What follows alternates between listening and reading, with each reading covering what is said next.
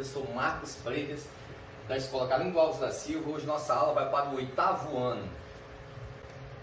E o nosso tema de hoje é energia elétrica. Quando nós falamos de energia elétrica, né, logo vemos o que? Os fios, a luz, né, que ilumina a nossa casa, tudo é eletricidade, então essa energia elétrica. Mas também hoje nós vamos abordar um pouquinho os nossos carros elétricos, né? Já temos carros elétricos, olha só. A produção de carros que são movidos à energia elétrica aumentou nos últimos anos. Em 2018, a frota global de veículos elétricos superou 3,2 milhões de unidades, com a previsão de aumentar ainda mais nos próximos anos. Existem diferentes tipos de carros elétricos. Vamos ver alguns exemplos deles, né, que já existem no nosso mundo. Olha só, nós temos quem? O carro movido a combustão, né? Esse carro movido a combustão, nós temos o quê? Que eles têm o nosso tanque, né? Que são utilizados neles, eles são movidos a gasolina, né? O óleo diesel, que vai acontecer o que? A combustão, né? Que vai gerar energia para eles. Esses carros ainda aqui, que existem muitos, né? Que ainda poluem o meio ambiente. Aqui nós já temos o que? Os carros elétricos híbridos. Olha só, alguns carros híbridos possuem um motor elétrico e um motor de combustão interna, né? A bateria que fornece energia elétrica ao motor elétrico é alimentada por um grande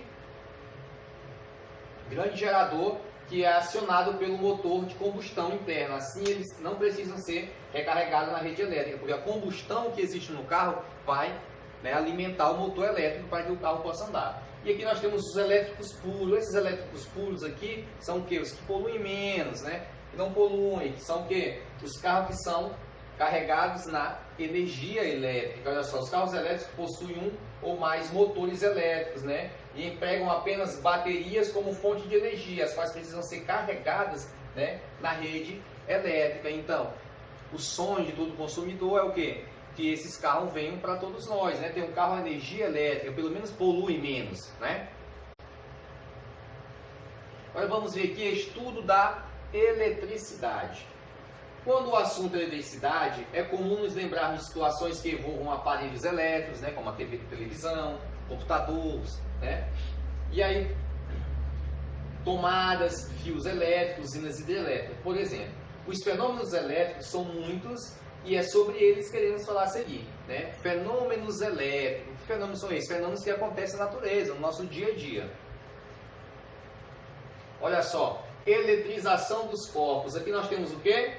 Nós temos um pedaço de âmbar traindo penas após ter sido esfregado em um outro material. Olha só, ele foi envergado em outro material e ele, né, pôde puxar a sua pena, né? Isso aí é o que? É uma eletrização dos corpos. Quando ele foi envergado em algum corpo, ele perdeu carga, né? Por exemplo, ele vai ficar só as cargas, por exemplo, negativas, né? Que as cargas, e aqui, quando ele coloca, elas vão se atrair.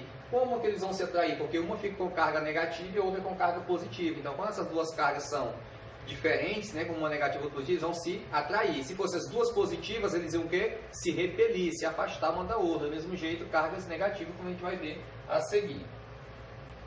Todo material é constituído por átomos, partículas minúsculas, que não são vistos nem por microscópios à luz, tão pequenos que são, né?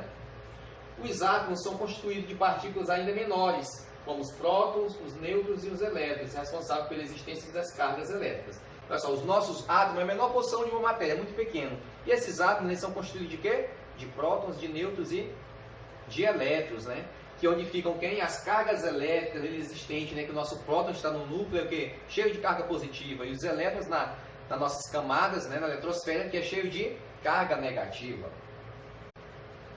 Os prótons são dotados de cargas positivas, então estão no núcleo dos átomos, então os elétrons possuem cargas negativas e se movimentam ao redor do núcleo. Um material pode perder ou ganhar elétrons, ficando com excesso de carga positiva ou excesso de carga negativa, carregado negativamente, ou com falta de carga elétrica negativa, carregado positivamente. Como que isso acontece? Quando, por exemplo, um átomo ele perde um elétron, ele vai ficar com uma carga positiva maior, então ele vai ficar carregado eletricamente positivo. Quando que ele perde um próton, que é carga positiva, ele vai ficar com uma carga negativa maior, certo? Entre as cargas elétricas existe uma força natural que se representa a interação elétrica entre elas. Na interação entre elas, cargas elétricas de sinais opostos, uma positiva e uma negativa, elas vão se atrair.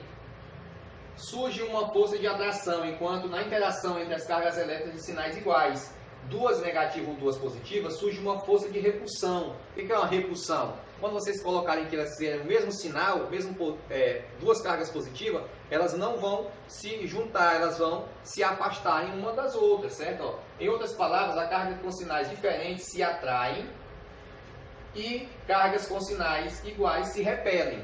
Então, quando elas tiverem sinais opostos, né, que for positivo ou negativo, elas vão se atrair. E quando for dois positivos ou dois negativos, eles vão se repelir, vão se afastar um do outro.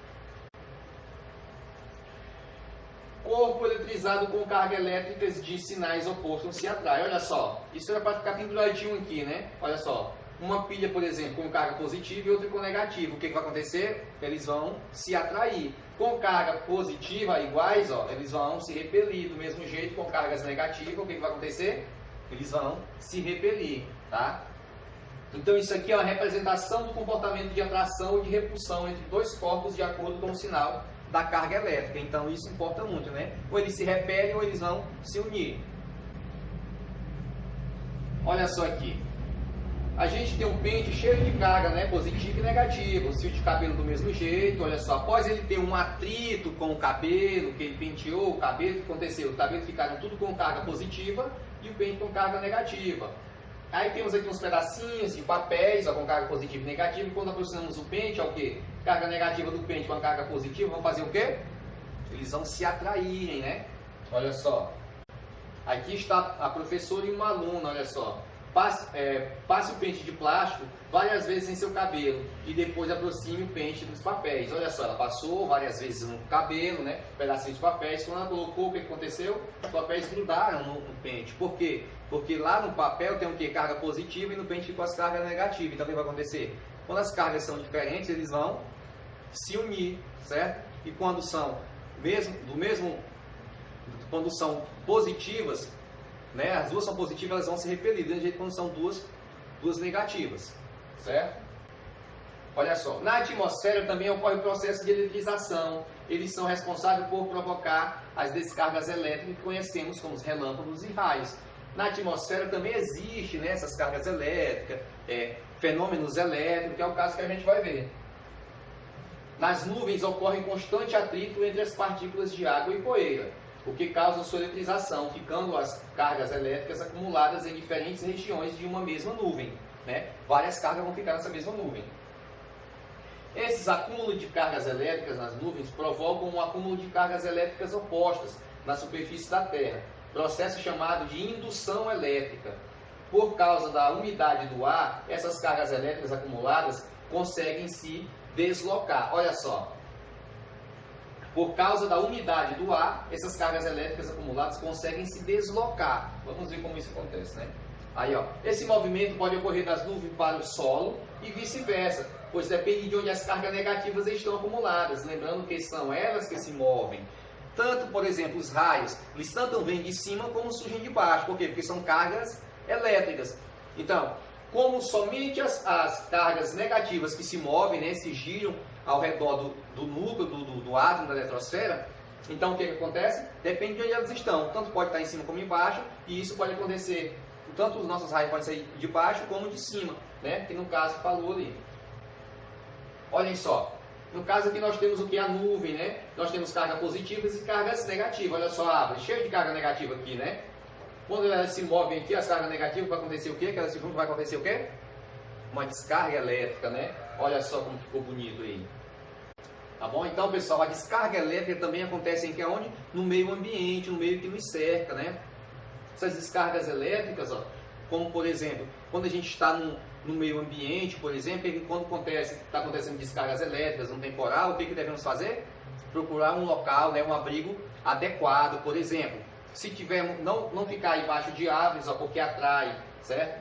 Não ficar por exemplo, em meio agropecuário, como soltas, né, fazenda. Por quê? Porque o índice de morte nas soltas ou fazendas, né, nos partos, é muito grande no nosso Brasil, tá?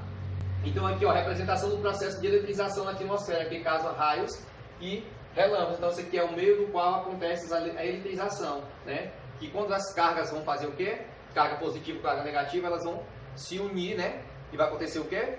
Uma descarga elétrica, certo? Então, pessoal, bom estudo e até a nossa próxima videoaula.